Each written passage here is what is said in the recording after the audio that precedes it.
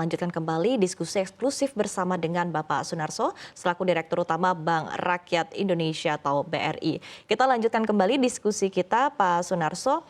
Di era yang sangat dinamis saat ini ya, BRI telah menutup cukup banyak kantor untuk kemudian beralih dengan menambah jumlah agen briling. Apa pertimbangan dalam melakukan hal ini dan seperti apa kinerja agen briling hingga akhir kuartal ketiga 2024 sejauh ini?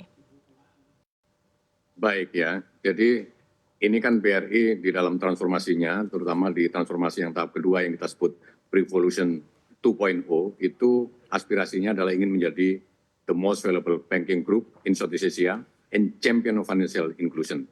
Jadi saya mau menekankan di frasa yang kedua, champion of financial inclusion. Kata kuncinya adalah inclusion.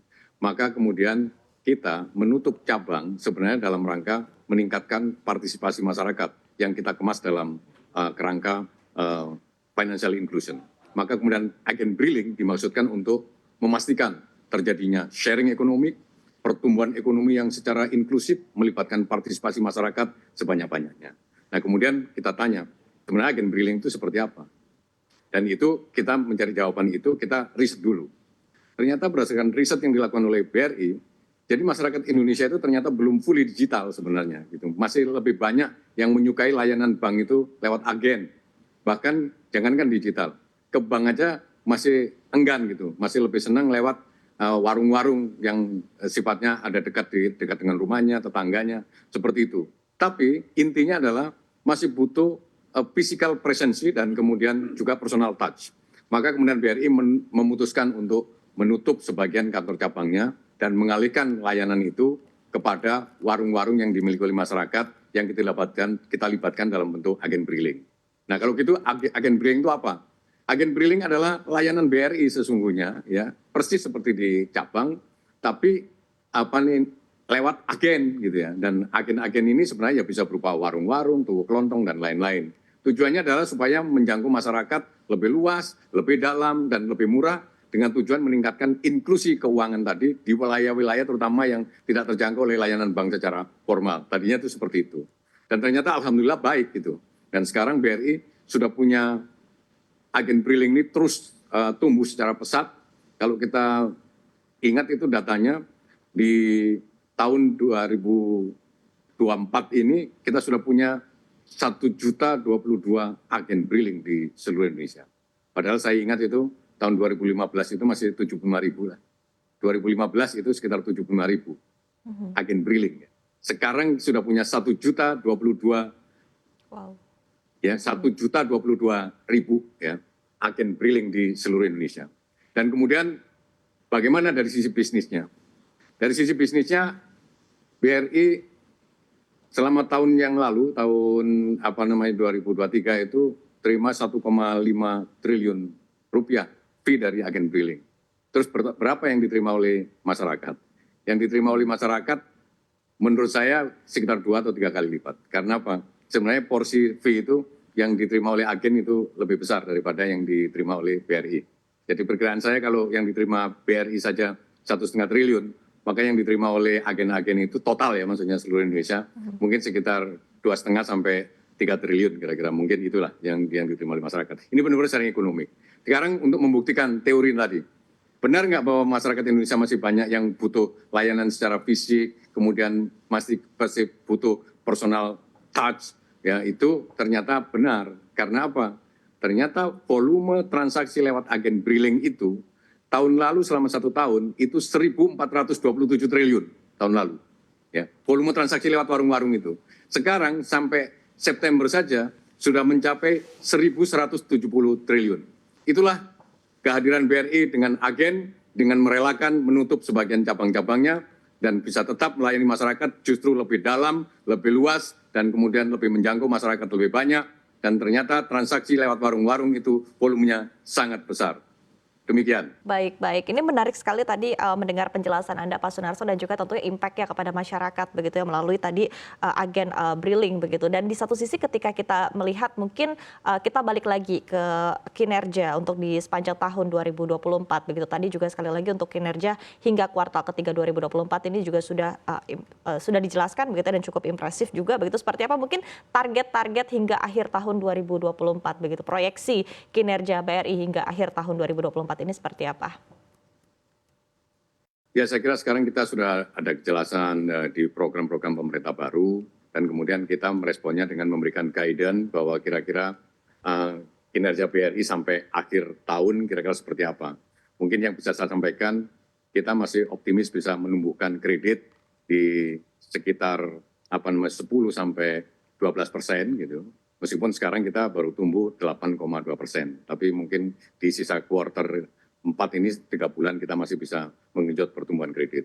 Kemudian net interest margin sekarang kita berikan guidance antara 7,6 sampai 8%, dan alhamdulillah sampai September kita berada di range guidance kita itu, yaitu 7,7%. Kemudian credit cost atau cost of credit itu kita ingin mencapai maksimal 3%, dan kemudian kemarin sampai September itu kita masih membukukan cost of credit 3,3%, ya.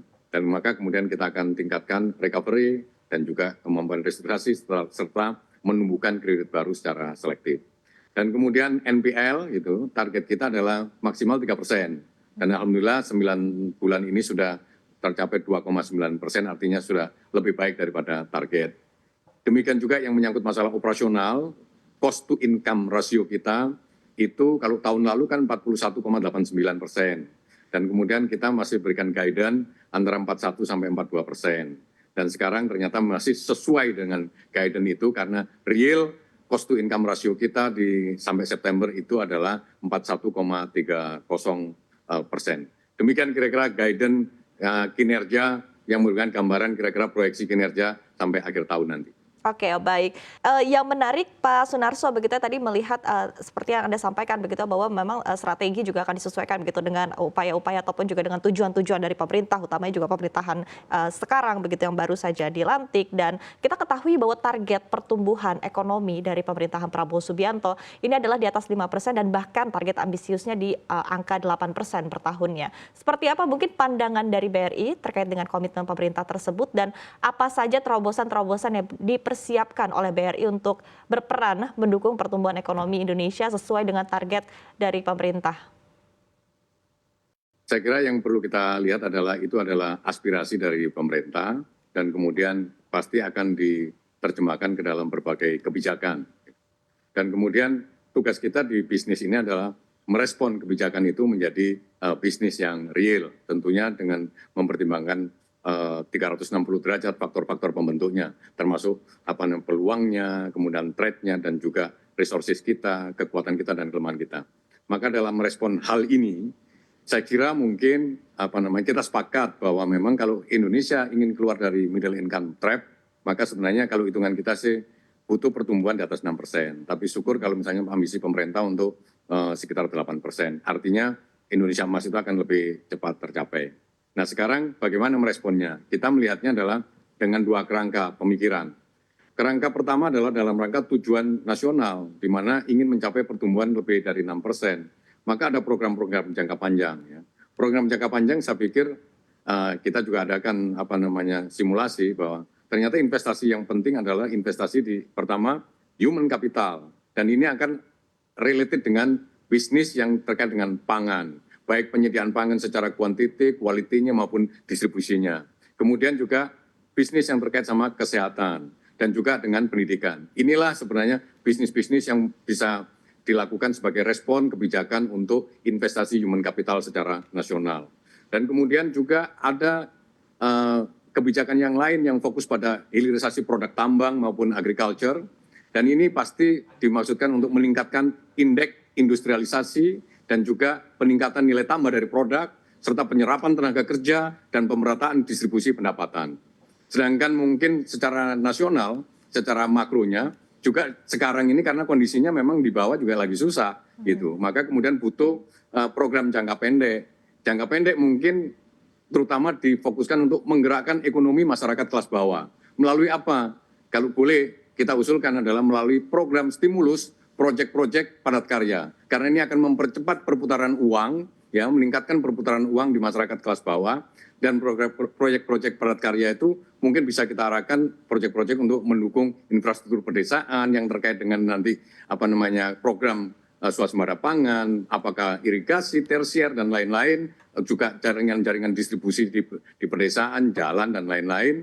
Bisa juga untuk program jangka panjang menyangkut masalah penghijauan hulu sungai, daerah aliran sungai, dan lain-lain. Demikian juga di kota, mungkin bisa ada program padat karya yang terkait dengan kebersihan lingkungan, mengatasi bagaimana mengelola sampah dengan baik, kemudian mengalami infrastruktur untuk kesehatan lingkungan. Saya pikir ini penting. Ini kalau boleh usul seperti itu, dan itu nanti akan menggerakkan ekonomi di kelas bawah. Nah, tujuan bisnisnya adalah sekarang kerangka bisnisnya. Kalau nanti pemerintah melakukan investasi human capital yang fokus pada pangan, pendidikan, serta hilirisasi yang menciptakan potensi sumber pertumbuhan baru bagi bisnis BRI. Demikian juga kalau ada katakanlah inisiatif jangka pendek melalui penyaluran stimulus untuk menggerakkan ekonomi masyarakat bawah, dan ini akan menjadikan peluang pertumbuhan baru, peluang bisnis baru bagi BRI yang berfokus pada UMKM. Demikian pandangan dan harapan BRI tentunya, supaya semua baik yang makro maupun yang mikro, yang bisnis ini tetap bisa jalan secara beriringan menuju ke pertumbuhan di atas 6%.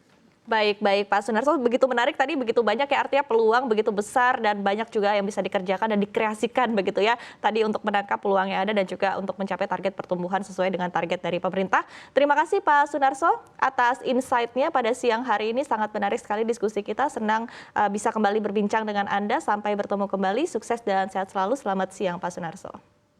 Selamat siang.